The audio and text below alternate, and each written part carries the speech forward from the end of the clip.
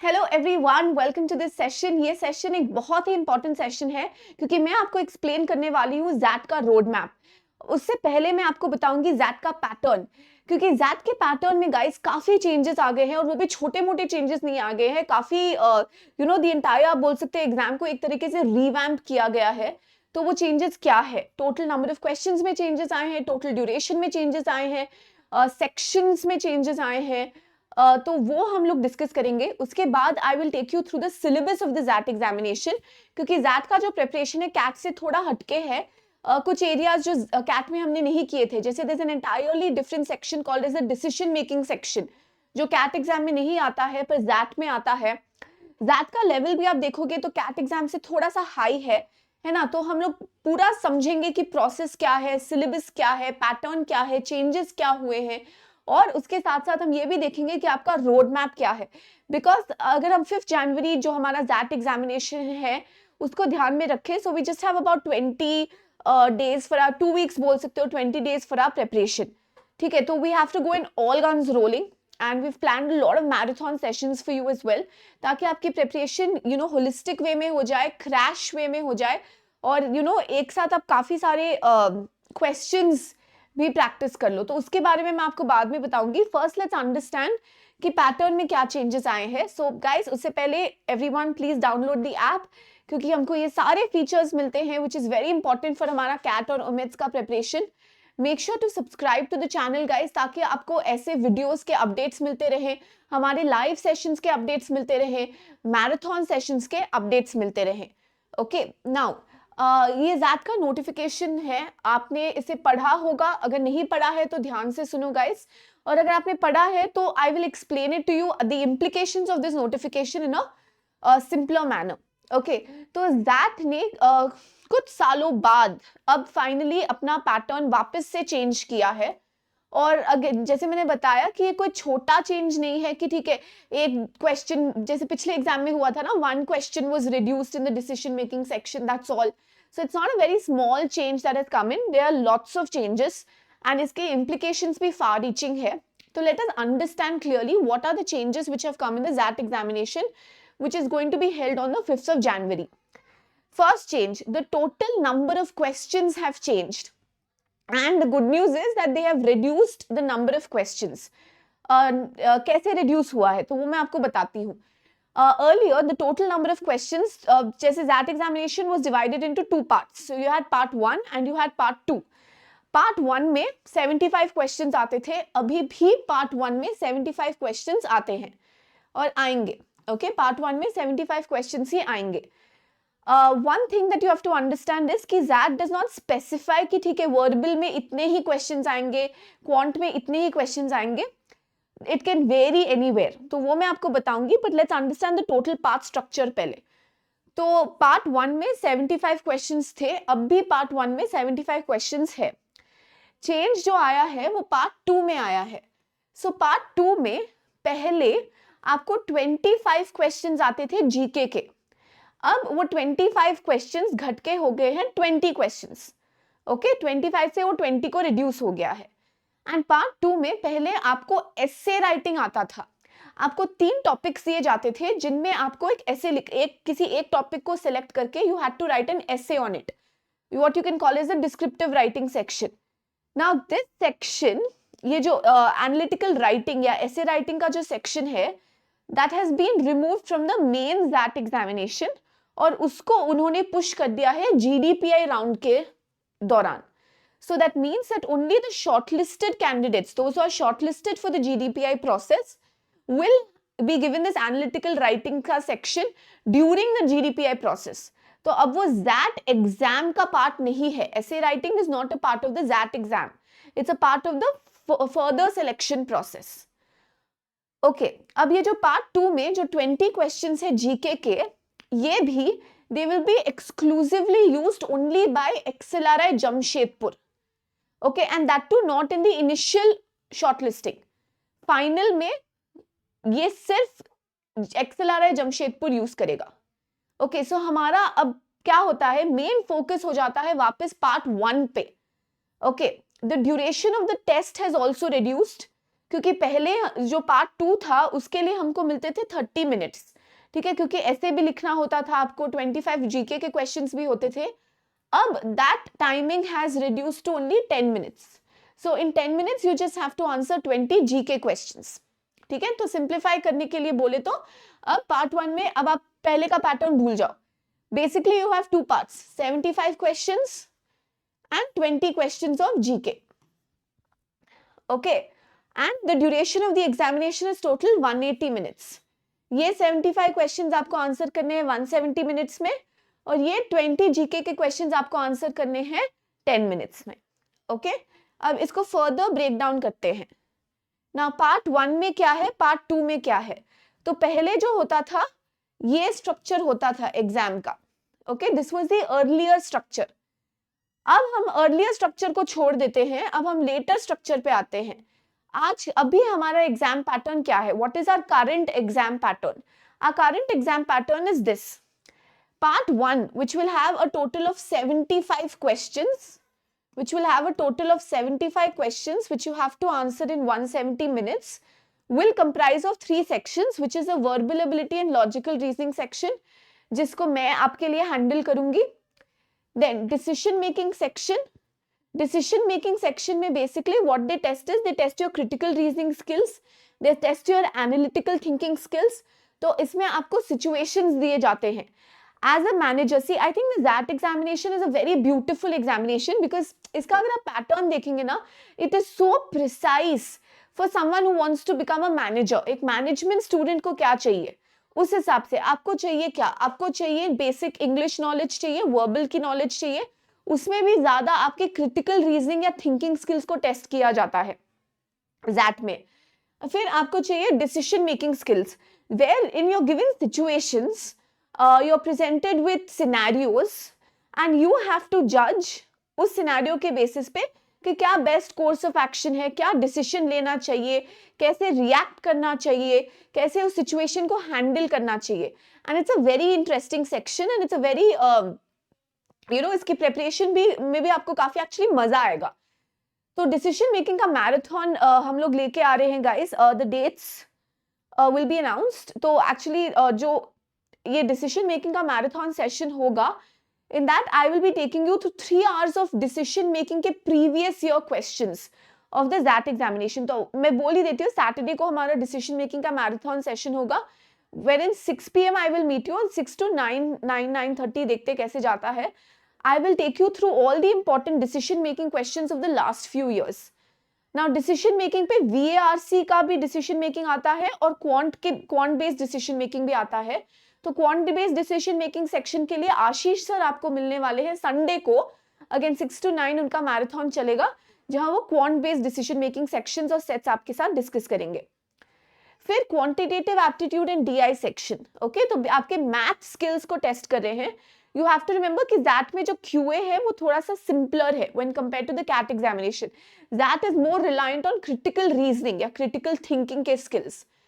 ना ये अबाउट दिया है क्योंकि ये फिक्स नहीं है. Okay, these number of questions are not fixed. तो अबाउट है क्योंकि थोड़ा ऊपर नीचे, 1-2 क्वेश्चन ऊपर नीचे हो सकता है. ठीक है.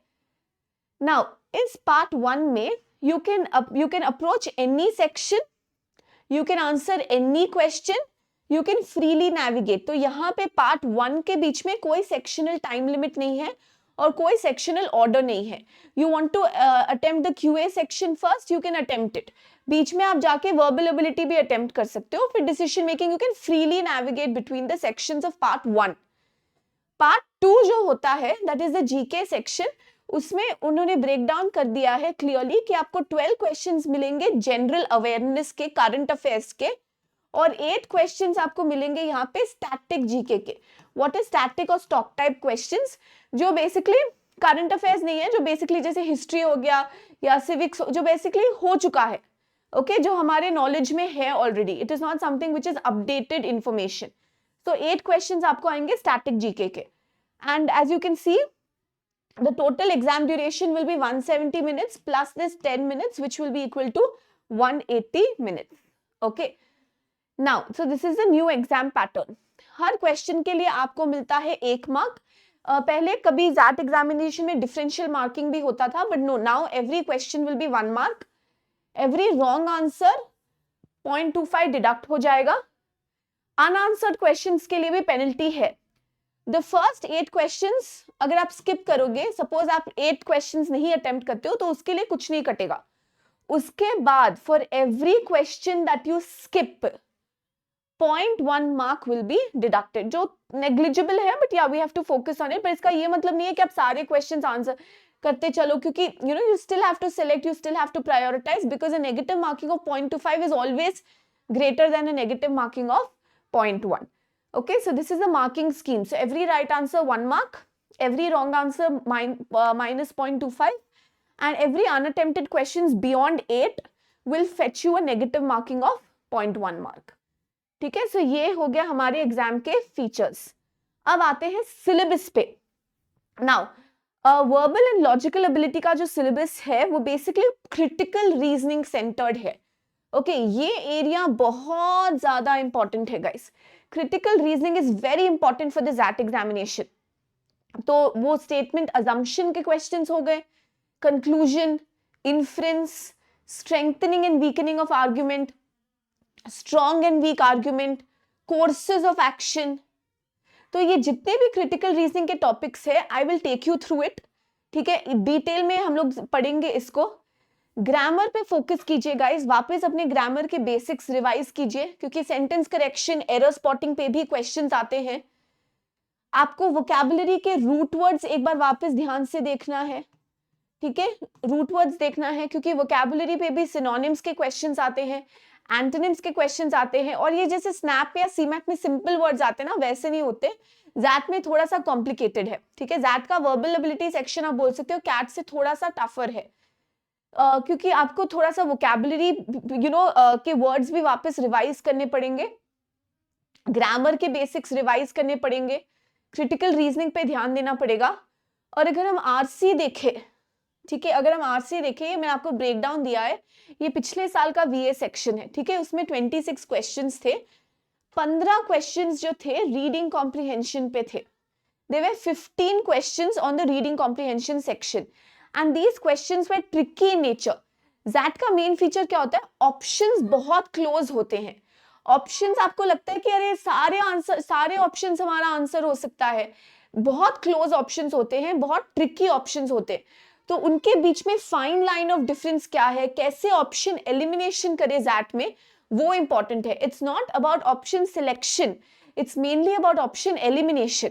और यहाँ पे भी फोकस बहुत ज्यादा था क्रिटिकल रीजनिंग पे। And one more feature is कि ज़ैट में आपको पोएम कॉम्प्रिहेंशन भी आता है। हाँ, आपको एक पोएम दिया जाता है कुछ लाइंस का, और उस पे एक या दो क्वेश्चंस आते हैं। तो जनरली जैसे आपको पूछ सकते हैं कि पोएम का टोन क्या है, या पोएम में कोई लाइन यूज करी होगी, उसका मतलब क्या है, उसको ऑथर ने वहां पे क्यों डाला है, what does the author want to point out. So ऐसे जैसे ऑथर के opinion based questions, tone based questions, central idea based questions, ऐसे क्वेश्चंस आते हैं हमारे ज़ैट एग्जामिनेशन में। उसके बाद ग्रामर पे जैसे आप देख सकते हो 2 क्वेश्चंस थे, पैरा फॉर्मेशन या पैरा जंबल्स पे 2 क्वेश्चंस थे, ये विद ऑप्शंस आएगा of course. Fill in the blanks, यहाँ पे फिल इन द ब्लैंक्स से 3 ब्लैंक्स का फिल इन द ब्लैंक्स, तो थोड़ा टफर है। और वर्ड्स भी जो देते हैं उसके लिए आपको रूट वर्ड्स की नॉलेज चाहिए, उसको आपको वोकैबुलरी को ब्रश अप करना पड़ेगा। ठीक है, ज्यादा डे टू डे लाइफ वाले वर्ड्स नहीं होते हैं। 5 critical reasoning questions, conclusion, summary etcetera. तो ये क्रिटिकल रीजनिंग जैसे मैं बोल रही हूँ, ये बहुत इंपॉर्टेंट है ज़ैट के लिए। तो those are preparing for the XAT examination, you need to practise RC. वो आरसी आप कहाँ से प्रैक्टिस कर सकते हो? पीवाईक्यू से प्रैक्टिस करना। ठीक है, मॉक से प्रैक्टिस करना, पीवाईक्यू से प्रैक्टिस करना। सेकंड, आपको ब्रश अप करना पड़ेगा ग्रामर के रूल्स को। ओके, थर्ड, आपको फोकस करना पड़ेगा वोकैबुलरी, रूट्स पे फोकस कीजिए आप। मेन फोकस आपका होना चाहिए क्रिटिकल रीजनिंग पे, and you also have to learn how to comprehend a poem. तो ये 4-5 एरियाज मैं आपको बोलूंगी कि इंपॉर्टेंट है। जैसे आप पिछले बार के आरसी पैसेजेस देखें, तो द पैसेजेस के टॉपिक्स जो है, थोड़े से कंटेम्प्रेरी हो सकते हैं, जैसे ब्यूटी हो गया, ठीक है, इम्यूनिटी और वैक्सीनेशन हो गया, थोड़ा बहुत फिलॉसफी आ जाएगा, है ना। टॉपिक्स जैसे कैट, अगर आप कैट के आरसीज आप पढ़ चुके हो तो जैट के आरसीज भी आप पढ़ पाओगे, but the main difference here is the options are very tricky, that is important, and this poem comprehension, okay, that is again a factor that we need to focus on. ठीक है। Now decision making, जैसे मैंने आपको बोला, आपको केसलेट्स भी आ सकते हैं, ओके, या इंडिविजुअल क्वेश्चंस भी आ सकते हैं। या तो एक केस आएगा, उसके बेसिस पे 2, 3, 4 क्वेश्चंस आ सकते हैं सेम केस के बेसिस पे, या आपको एक स्टैंड अलोन क्वेश्चन भी आ सकता है डिसीजन मेकिंग पे।